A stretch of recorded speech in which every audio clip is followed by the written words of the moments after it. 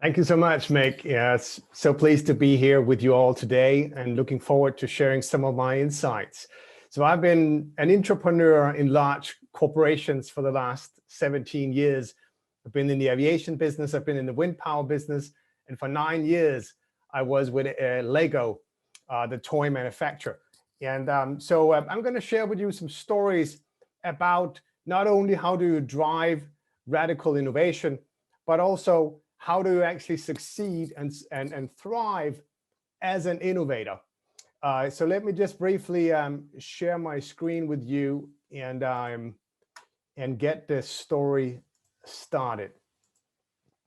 So the story I'm going to tell starts with a company that I think you all know quite well, Lego. And you might also know that the company is doing tremendously well today. It's one of the most powerful brands in the world. You know, even in some years, it scored to be more powerful than Ferrari, than Google, than Nike. You know, incredible for a toy manufacturer to be so strong.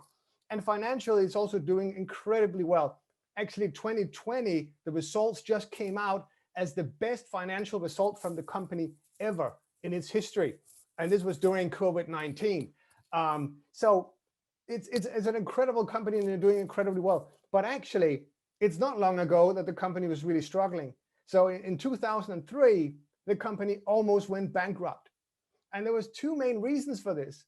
And the first one was that the company did a number of major bets into diversification of the business. So it was actually innovation that almost drove the company to bankruptcy.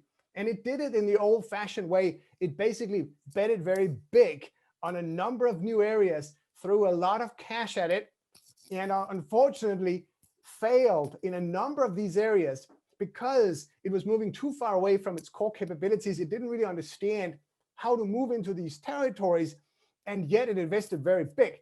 And the second reason was that customers sort of lost sight of what is this company all about. They're sort of diversifying in all directions, executing in sort of a not a high quality level in these new areas. So what's really going on? So the company learned to get back to its core roots and understand its core DNA, understand its core capabilities and leverage those. And one of the things the company did after the crisis was to say, when we innovate, when we move into new territories, what we do have to be obviously Lego, but never seen before. And this meaning having a strong understanding of the core DNA that should be present in any Lego product.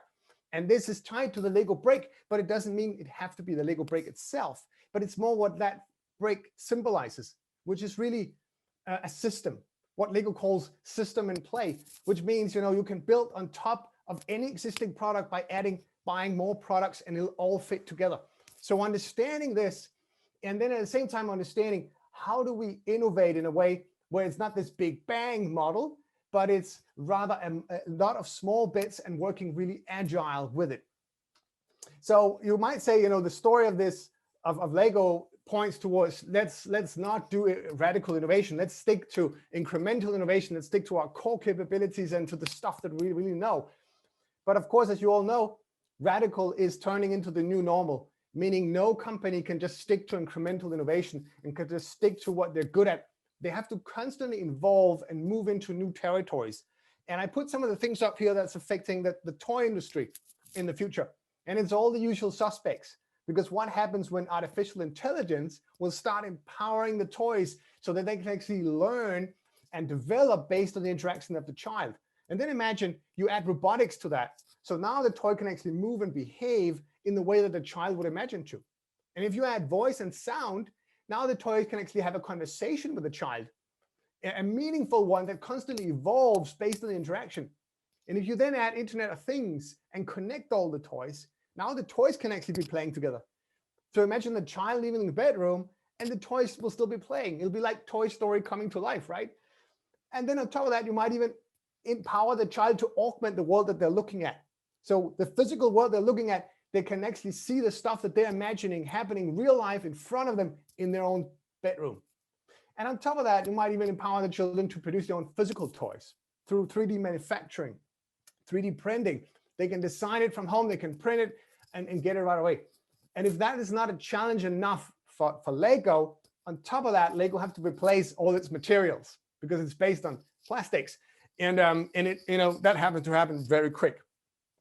So this is a massive challenge for any company, and a company like Lego, with core capability is really injection molding.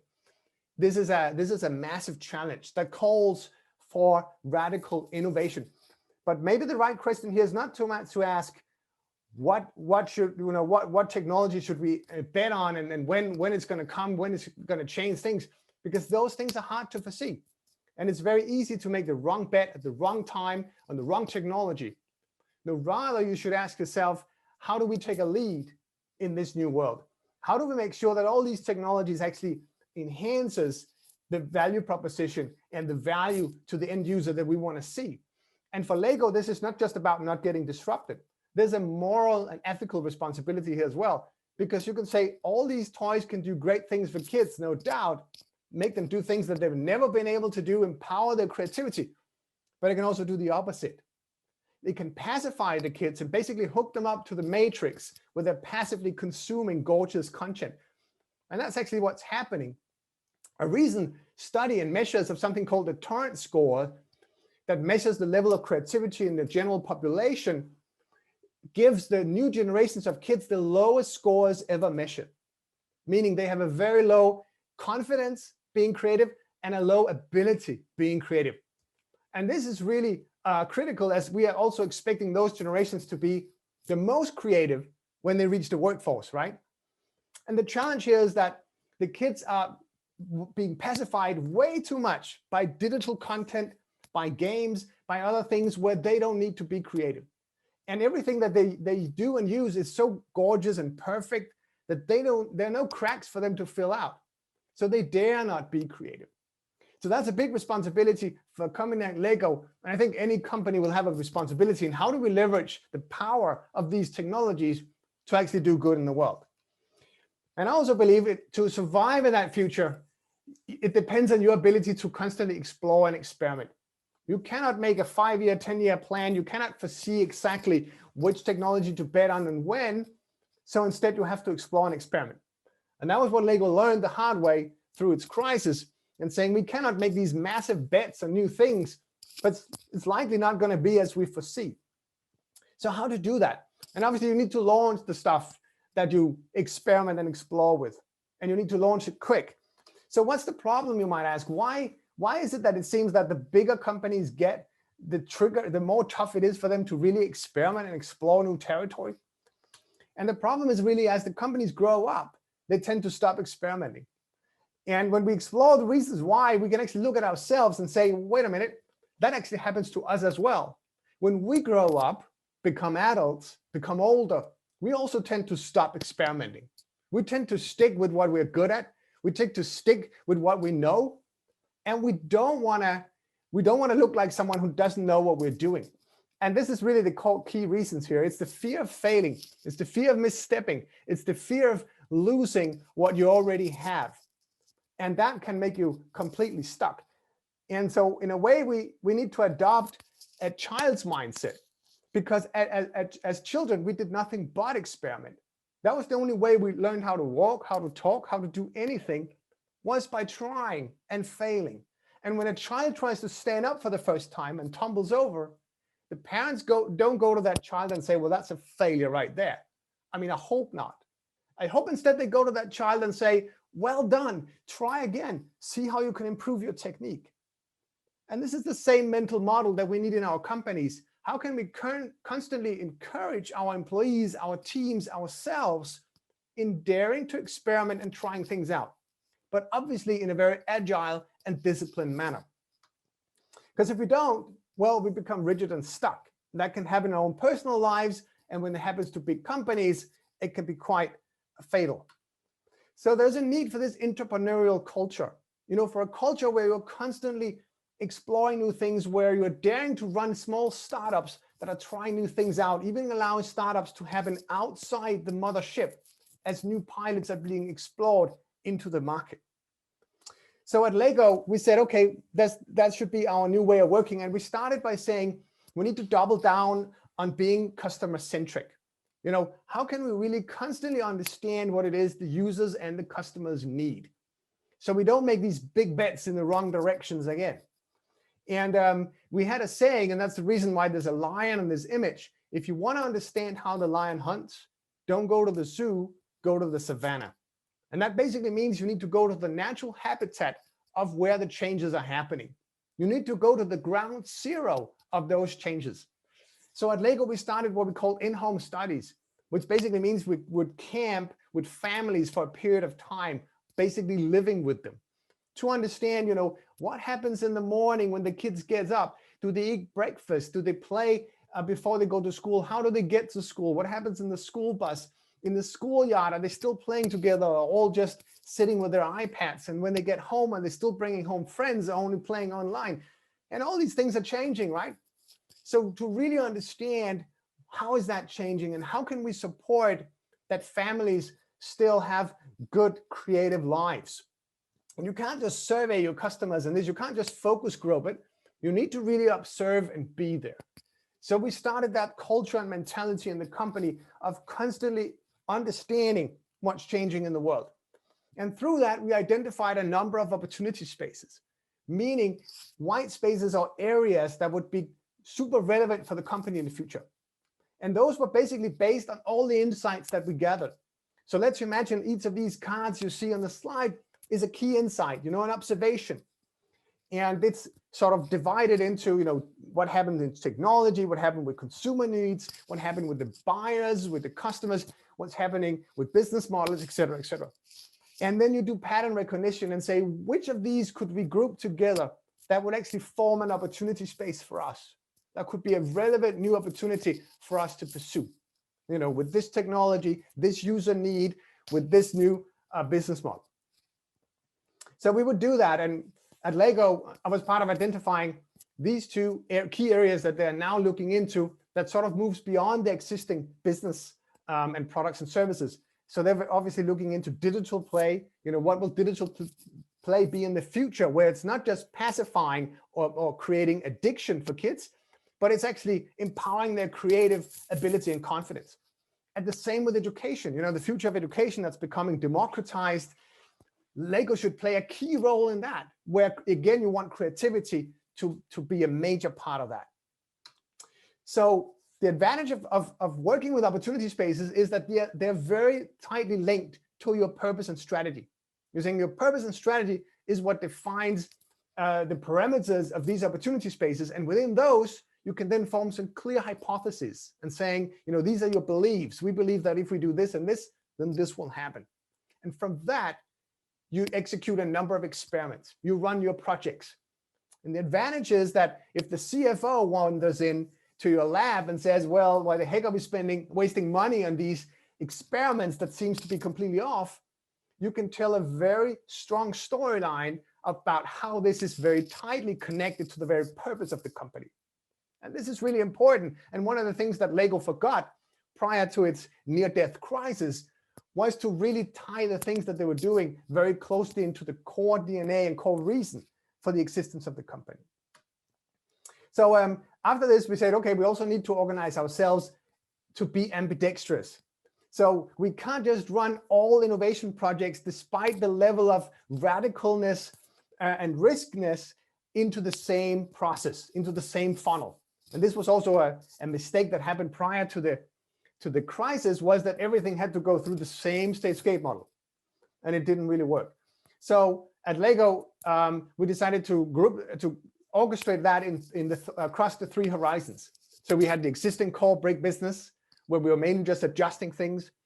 We had the innovation teams as Horizon 2, where we were reconfiguring things, which means adapting to digital, maybe adding new technologies, but still around the existing business model and operating model. And then at the third level, we launched Lego Ventures, which were able to then explore more radical new territory, move beyond the existing business, do basically what the company had done before its crisis, but this time in a highly agile manner. So Lego Ventures was established as a separate independent unit outside the mothership and could launch new companies based on the different ideas, but also invest strategically in startups that would be relevant for the future business. And what was key about especially the Horizon 2 innovation was that this innovation capability should cut across the entire value chain. It shouldn't just be one sleepy innovation lab at the core of it, but really building this capability across, so that once there were a great concept that now needed scaling, there was actually a capability across the value chain to carry this through out into the market and really scale it.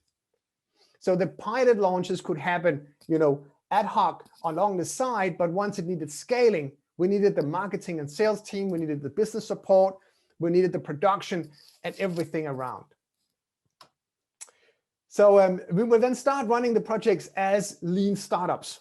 So as agile, as nimble as possible, with a high degree of empowerment on each team. And the first thing we did was to teach the teams how to create prototypes. So not prototypes. And for those of you who are not familiar with prototype, it's basically faking that you have a prototype. And the challenge here was that if you tell an engineer or designer to make a prototype, they think they have to make something that actually works, which can take anything from months to years to build. No, we want them to fake and be as quick as possible in testing out their assumptions. So the visual here is an example from IDEO, where they had to make an app for kids, for clients. And instead of getting coders in and starting coding an app, they came up with 3 to 4 different conceptual directions. And then they printed this iPhone on a foam board. The foam board is hanging from the ceiling. They carved out a hole where the screen is. The guy's standing behind. She's standing in front. She's recording on a laptop. And when she's poking, he's responding. And in 2 to 3 hours, they recorded these 3 to 4 different conceptual directions. And in the subsequent hours, in the same day, they had kids in to review these and to get honest, emotional responses to the different directions. And in about a day, they already had some clear indications about where is this strong, where's the relevance, what are the things we need to tweak. And that was the type of speed that we wanted as well in our projects, not to spend months and months before we would test for the first time or meet real end users, but really do it within just a week at tops. So therefore, we also started what we call the 2-week work cycle, which basically meant that on the Monday of the first week, the teams would formulate the hypothesis and say, we believe that if we do this and this, then this will happen. Then they would create their prototype. They would test it with kids. And on the Friday of the second week, they would evaluate with management. Okay, what did we learn? What worked out? What did not work out? Where do we iterate? Where do we tweak? And the big advantage of that was that any team could only run in the wrong direction for maximum 2 weeks. So this would go on for every 2 weeks. The teams would decide, okay, what do we do the next 2 weeks? And this could also be testing, the go-to-market strategy or the business logic on a number of different parameters. And then it was about doing market validation through pilot launches as quick as possible and making these pilots really, really small. We would typically just choose one market, one customer, let's say one retailer, but then we would collaborate very closely with that retailer and almost make a strategic alliance around how do we go to market with this entirely new product the world haven't seen before. And one of the important things that we discovered was that we need to measure the performance of these teams in a very different way than from the rest of the company. We cannot set financial targets early on for these teams. Because if you set a financial target, the teams are just going to do as they've always done, because they're going to think, oh my God, if we're going to deliver money already so soon, we have to stick to what we know. We have to stick to what we're good at. We cannot fail, right? But rather you want them to explore and experiment. Therefore, instead, we started setting performance metrics based on momentum. How quickly are these teams moving from one maturity level to the next? So a little back to the child growing up. How are they able to actually learn based on their errors and mistakes and tests and experiments, right? And you're betting on the teams that have a high experimentation velocity, that's able to move from one level to the other very quickly. You're not betting on ideas, because they're going to change 100 times. You're betting on the teams. So it's a little adopting the mindset of a venture capitalist portfolio manager, right?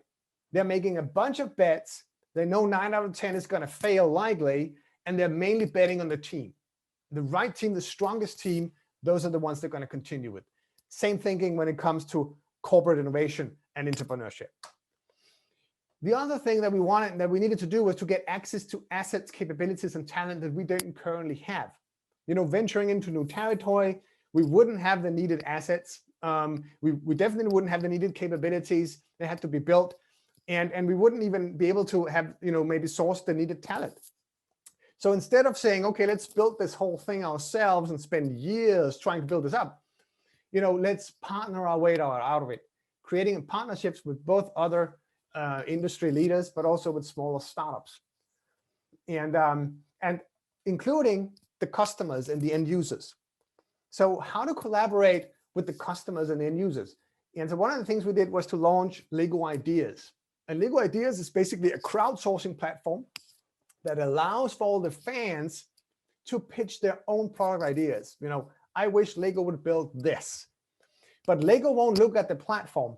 Only the community, the fans, will look at the ideas, and they will vote on them and become a supporter. And a supporter is basically a person that's willing to buy the product at a specific price point. So a little like on Kickstarter. And if an idea can get 10,000 supporters, then Lego will look at it. And what we said was that then we'll commit to launching 3 to 4 projects from this platform every year in global distribution. So we presented this idea to management and said, isn't this brilliant? You know, and Lego have a huge community of AFOLs, adult fans of Lego, and they're in the millions around the world. And they would have a lot of brilliant ideas. So there's a way to gather all those ideas on a platform. So we said, let's just go ahead and do it, right? And management said, absolutely no way. It's never going to happen. 2 main reasons. One is all the competition can basically steal all the ideas, right? Because these ideas will be publicly available on open site. No way we're going to do that. Second, we already have all the best designers on staff. Why would we let these end users and fans, you know, co-design and co-develop our products? It doesn't make sense to them at the time. And but we knew that there was a very professional, large audience out there that really had brilliant ideas. So that, okay, if we can't get permission to this, how do we de-risk it? How do we make this as agile as possible in the way that we test it? So we decided upfront, let's not build the platform ourselves. You know, let's not get a single coder involved. Let's go with somebody who already have a platform. And this was actually before Kickstarter and before the typical crowdsourcing platforms that you know today. So there weren't a lot of big platforms to go with. And also we needed to go with a market where we could isolate it from a language perspective. And we were lucky because in Japan, they already had these kind of platforms. Due to their arts and crafts industry, they had for years been collaborating with end users on building furniture and all kinds of things. So there was a number of platforms, and we could isolate it in Japan because of the language. So we launched the first version of the platform with an existing platform that was called Kuzo, which means wish in Japanese. And it was launched in a way where when people looked at it, they thought, well, that's a fan probably who built this. So it didn't say Lego really anywhere, but it was Lego products, obviously, that you could co-create around. So we tested it there. And the first product to come on the platform in Japan was the Shinkai, what I'm showing on my screen right now, which is a real Japanese-made submarine. Actually, the only submarine in the world that can go down to 6 kilometers depth underwater, manned, because of the deep seas around Japan. And it was a national pride of the country. Everybody knew about this submarine. There was a movie about how it was built and everything. So it was one of the engineers on the project that posted this on our site and said, I wish Lego would build this submarine. So it got the necessary number of supporters. We launched it just at 1 SKU with 0 spending on marketing. And it became the best-selling item in the Japanese market ever in that price point. Everybody bought it. You know, kids bought it, parents bought it, engineers bought it, submarine enthusiasts bought it, simply because it was so famous in the country and everybody knew about it. So that sort of proved the model for us in a big way. It showed that not only is this a great way to gather the community around a common cause, we could harvest a lot of data about the users, you know, why are they interested in this and how is the interest distributed. And but we would also empower the users to actually promote this product locally in their own market. And so we decided to give 1% of the turnover back to the idea originator, which is actually could be a lot of money, but wasn't really the reason why fans would go into it.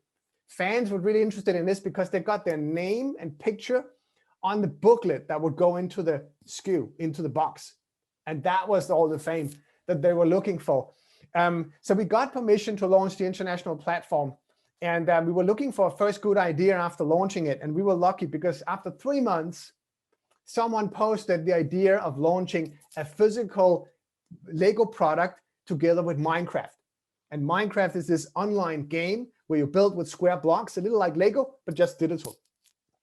And so it was one of the software engineers on the Swedish company behind Minecraft that posted the idea.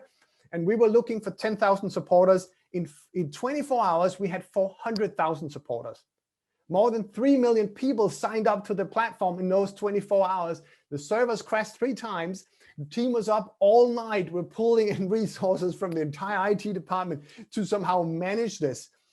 It was crazy. And the reason was that we were tapping into a large community. There were 80 million active users on the platform, 80 million active users with a very high passion also for Lego and thus a high conversion rate.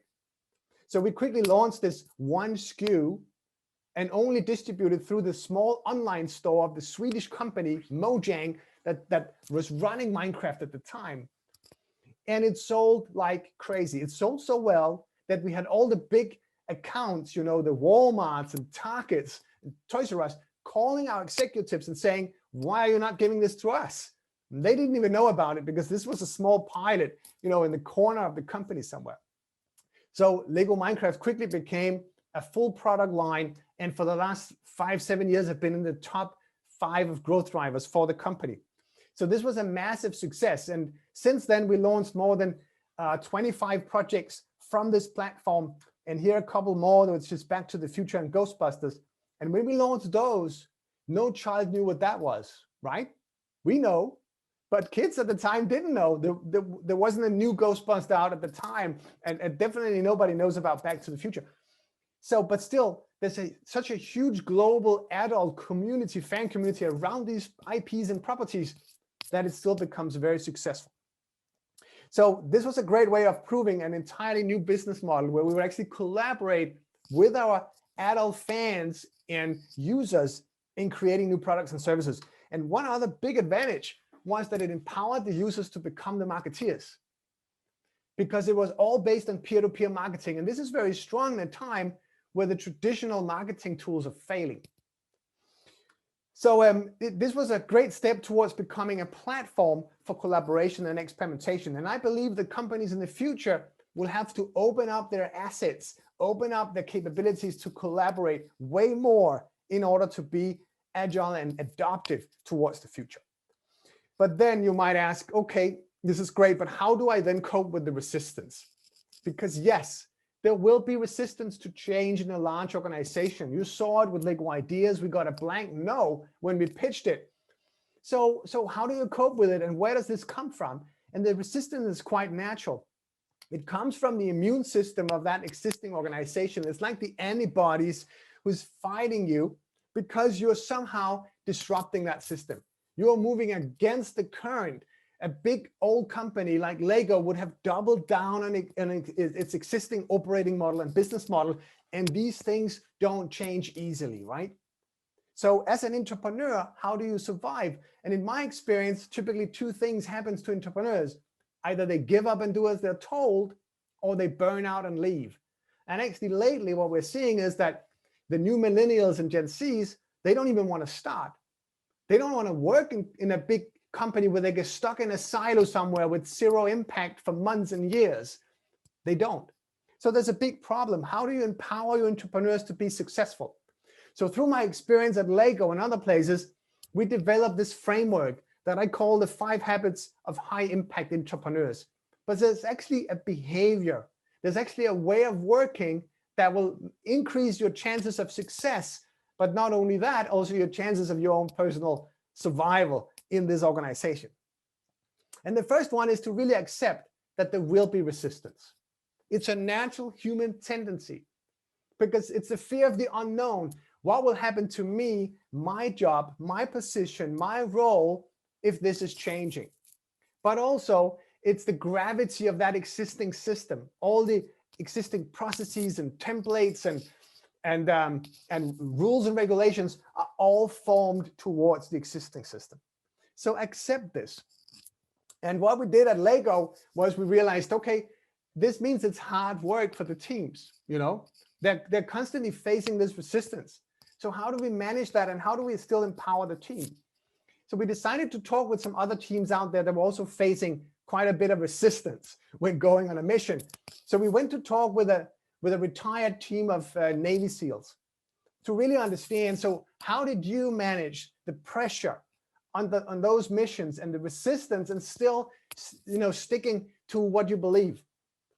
And one of the things they told us that they did was if after each mission, they would spend a lot of time in debriefing, in basically like group therapy, where they would, you know, cry out on each other's shoulders. They would really discuss what happened. What did you learn? Why did you do that?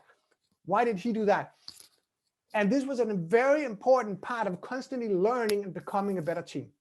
So what we did at Lego was to establish something we call Safe House. A safe house would be a place where we would regularly meet as a team and discuss what happened, you know, in the battlefield. What happened with this project? Why did the CFO try to shut us down? Why are these guys giving us resistance? How can we overcome that? And it became a very important cornerstone in the way that we built resilience in the team and strength. The second habit is to only break the rules that you understand.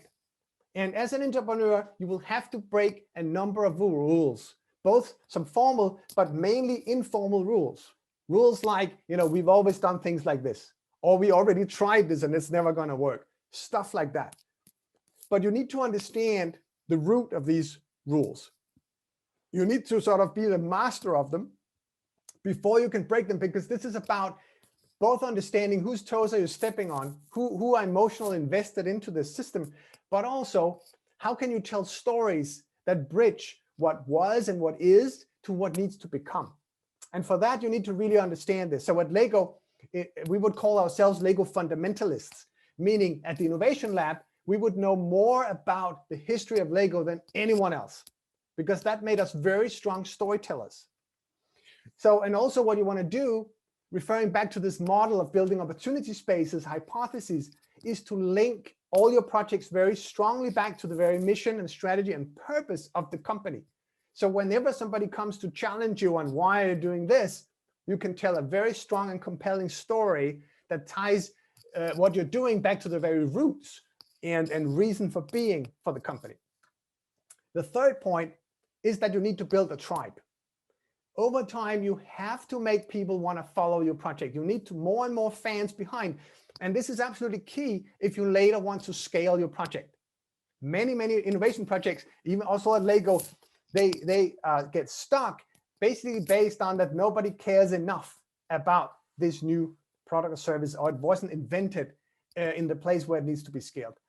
So building a tribe is key, and that means getting followership, getting more and more people behind, and sort of seeing your project or innovation not so much as a project or product, but more like a movement, something that's changing the company as you're moving forward.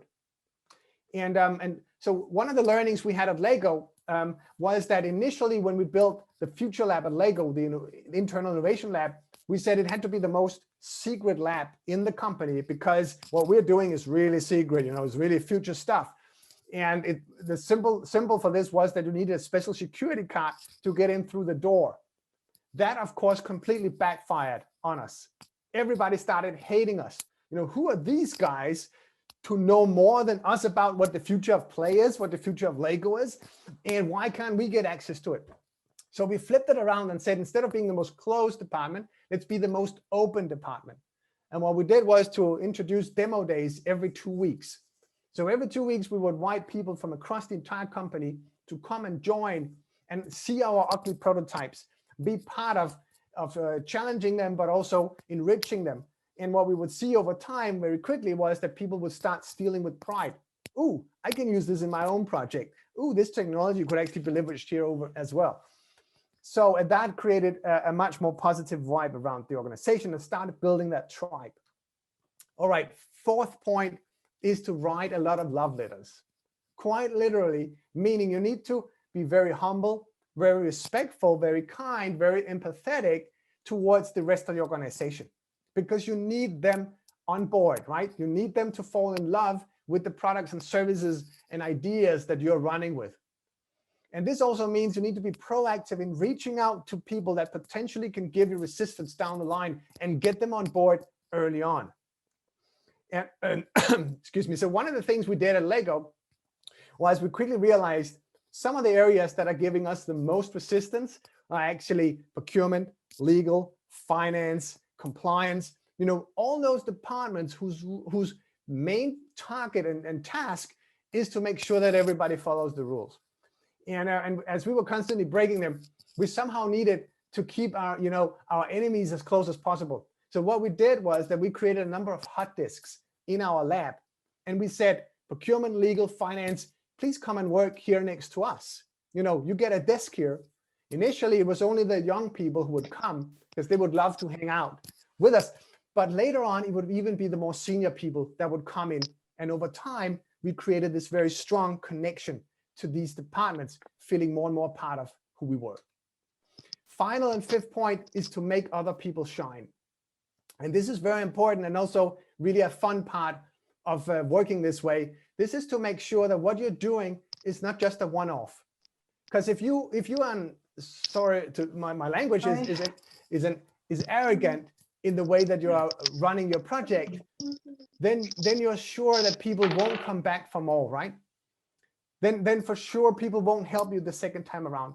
So make sure that everyone that was involved gets celebrated. Even that CFO that was trying to shut you down initially, make sure that that person is celebrated and become part. That's the only way to make sure that people come back for more. So what we did was to celebrate also each milestone, making sure that every time a team achieved something, we would celebrate it. We would invite all the friends to come in, again, to have people interact with each other as much as possible along the way. So it's about balancing the spirit of the rebel with the skills of the diplomat. The rebel is that part of you that's curious, that's challenging what is, that wants to know why, that's asking questions. And that's great, but you also need the diplomat. The diplomat is the person that's able to navigate the corporate system and leverage its powers, understand its politics, and get it on board on these new things. So you need an even balance of those two and basically become a diplomatic rebel. Thank you, guys. I think there's a little time for questions now, if I'm not mistaken.